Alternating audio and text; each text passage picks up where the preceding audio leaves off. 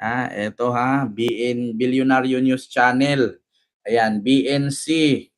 Ayun, Zamboanga. Ayan Zamboanga del Sur. Sara Binitawan. Ayan Actually, napanood ko to sa inyo eh. Eto, mga kababayan, panoorin nyo at pakinggan ninyo pakinggan at panoorin nang malaman ninyo, mga kababayan. Eto na.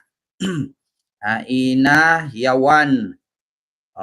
Eto continue, pakinggan. May ads lang.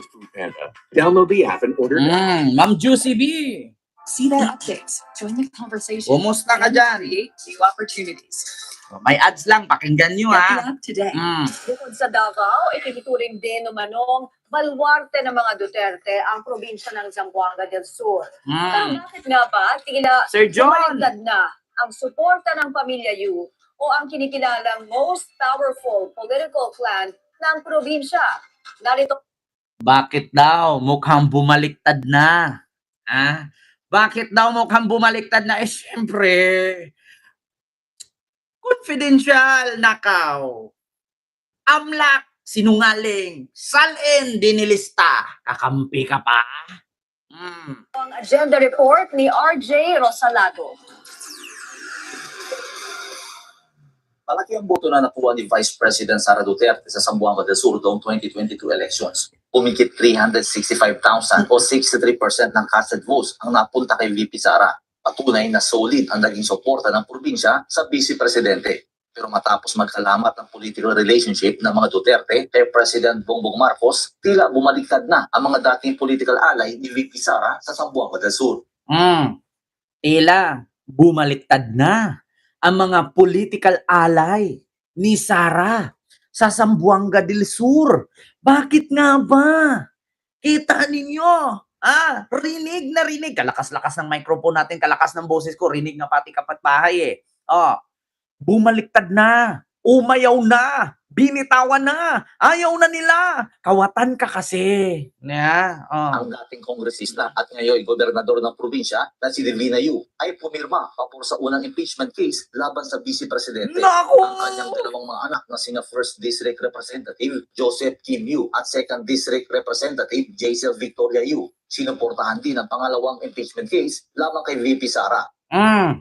Yung tatlong magnanay na congressman na nagpanalo kay Sara noon, bumitaw na sila ngayon. Sabi ko nga sa inyo yan si Sara, magiging Binay yan. Noong 2016, kalakas-lakas ni Binay, akala mo nakahit-hit ng 1 galon na rugby. High na high. Ni bitaw si John B. Crimolia bilang spokesperson, binulgar ang baho ni Binay. Bagsak ang ratings. Nilabas ni Coco Pimentel at ni Cayetano ang mga kayamanan ni Binay sa Batangas. Bagsak ang ratings. Nga. Sawa na kasi ang tao sa pangalang Duterte. Iba naman. Sa isang panayam, sinabi ni Governor Yu na ang impeachment case ay isang proper legal venue para masagot ni VP Sara ang mga akusasyon laban sa kanya. Ang sasagot kung kumpleto ang ebidensyang pangsagot. Ngayon, kung nahuling-huli, biruin nyo kung naalala ninyo, ang abogado ni Sara nagbitbit ng 3 maleta ba yun? Ilang maleta yung dinala sa Senado? Imbes na pumunta sila sa Senado at sabihin, hindi totoo yan. Walang katotohanan yung bintang ng Kongreso kay VP Sara. Pero ano ang sinabi? Ano ang ginawa ng kampo ni Sara? Bakit meron kang ganyan? Saan mo nakuha yung dokumento na yan? So, ibig sabihin, totoo. Sabi nga ni Jose Claire Castro, bilang isang trial lawyer, dapat ang sagot mo doon, hindi po totoo na nagnakaw. Wala pong katotohanan ng pagnanakaw na yan. Pero iba ang sagot ng kampo ni Sara, bakit kayo may ganyang dokumento? Bakit kayo nakakuha ng ganyan? Saan ninyo nakuha yan? Akin yan, inangkin means to say, totoo. Di ba? Totoo. Kasi dapat, diba? Sabi, ito. Example ko sa inyo. Kapag ka, mga kababayan, kapag ka pag bintangan kang nagnakaw, o halimbawa, sabihin ko si Ma'am Junalyn Yukawa, nagnakaw ng bulaklak. Nagnakaw ng bulaklak si Ma'am Junalyn Yukawa. Sinabi ko, Sir, tumawag ako pulis. Pulis, Mr. Pulis, General, ninakaw ni Ma'am Junalyn Yukawa yung bulaklak ko sa bahay. Siyempre, pag nagkaharap kami, anong sasabihin ni Ma'am Junalyn Yukawa? Hindi po totoo yan. Wala pong katotohanan. Tapos sasabihin ng pulis sa akin, anong oras po ba, Sir Kent, ninakaw yung bulaklak? Mga alauna. Siyempre, ang sasagutin niya ni Ma'am Junalyn Yukawa, ay alauna, nagtrabaho ako niya, nasa farm. Alas 4 na ako ng hapon na uwi sa amin. Magkatabi lang bahay namin. So, lumusot. Pero iba ang kay Sarah. Mr. Police, General, ninakawan ako ng bulaklak ni Sarah. Nung nagkaharap na kami ni Sarah, anong sabi ni Sarah? Paano mo nasabing ako? Bakit may picture ka? Bakit, saan mo nakuha yung picture na kinuha ko yung bulaklak mo? Diba? Ganun ang sagot. Imbis na itanggi mo, hindi po totoo yan. Hindi po totoo yan. Wala pong katotohanan yung pagbintang nila sa akin. Dapat ganun, di ba? Pero kay Sarah, iba. Bakit ka may picture? Bakit ako yan? Bakit nandyan ako? Admitted eh. Bakit hawak-hawak ko yung bulaklak mo? Paano mo nakuha yan? Hindi mo alam na may CCTV sa taas ng pintuan. Diba? Kaya mga kababayan, ganun ang nangyari. Kaya sa inaayawan.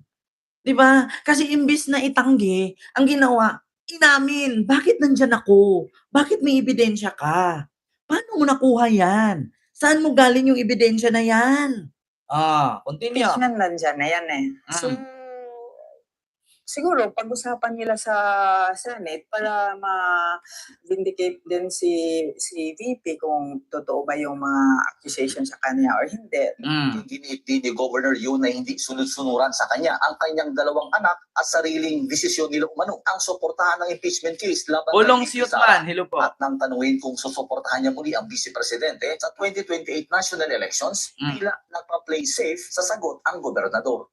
Ang ano naman, support for Duterte, ano pa naman for us dito sa local government, sa 2028 pa. So sila, as function nila sa Congress, decision din nila yon. Si Pagadian City Mayor Sammy ko ang posibleng makakatunggali ni Governor Yu sa tweet. Diba? Kita nyo mga kababayan, nagpalusot. Yung impeachment, okay naman yan eh. Alam mo kung talagang supporter ka ni Sarah, hindi ka pipirma ng yes to impeach. Diba? Bakit ka pumirma na inimpeach mo si Sarah? Tapos yung dalawa mo pang anak ng kongresista, inimpeach din. Diba? Kung talagang solid ka kay Sarah, kahit sampalin ka ng tae, Duterte pa rin ang isigaw mo. Kahit nga kukuot si Sarah sa bilat niya, ipahid niya sa mukha ni Gobernur, Duterte pa rin eh. Kasi supporter ka eh. Pero bakit ka nag-yes to impeach? Diba? So ibig sabihin, binitawan na siya. Umayaw na. Ayaw na nila. Napapagod na sila. Pagod na ako.